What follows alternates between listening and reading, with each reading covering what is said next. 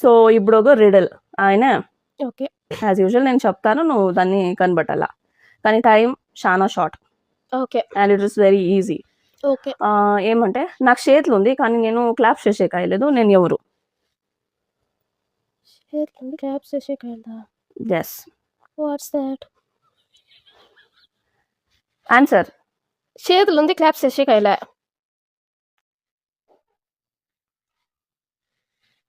Time. పరక పక్కకి ఏమో చేతులు ఉంది. కట్లు